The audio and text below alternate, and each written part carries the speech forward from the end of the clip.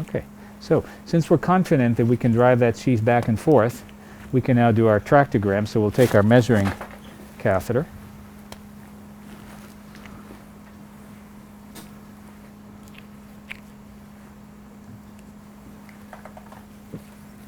Notice that I don't use an injector for almost any of the tips case. I want to have a consistent hand injection that reproduces flow rather than trying to guess what that injection would be. If you over-inject the portal system, you'll fill a lot of varices and not demonstrate something that might be its actual physiologic hepatofugal or pedal flow.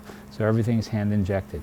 I'm going to position the marker catheter across, and now intentionally I'm going to give up access with the sheath and bring it into the middle of the tract.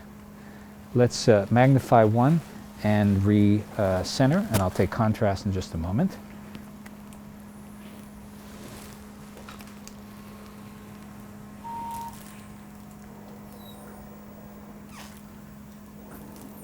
All right, and I'm going to do a little test injection. If this were a high creatinine case, I would have saved almost all the contrast in the case for just these steps now.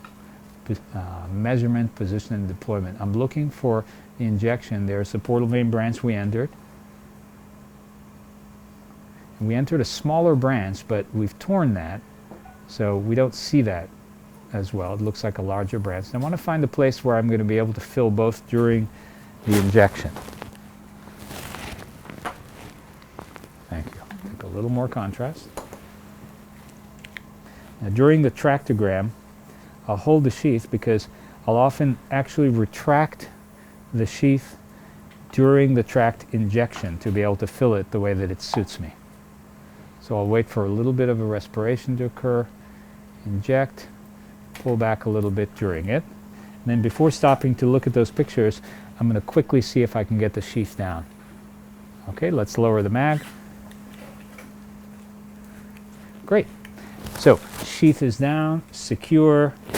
The next steps are going to be making our measurements and delivering our stent grafts. So, let's look at our pictures.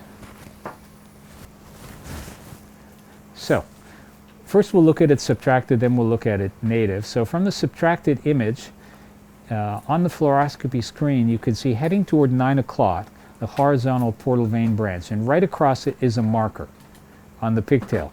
And the next trailing marker, more cephalad, coincides with the outer leading marker band on the sheath. So count in your mind from the first marker that's at the portal vein branch. 1, 2 to the sheath marker, 3, 4, 5, 6, 7. So it looks to me like this is going to be a 6 or a 7 device, and it'll really depend on how it lands on the top. Today we're going to place a 7 Viator because we want to pave the entire portal vein. Now can we just look at that a little bit more with one image, forward or backwards, to make sure that we indeed want a 7. And it's always tricky to determine what the top end needs to be. So I'll just look at this one more time and count from that horizontal portal vein branch.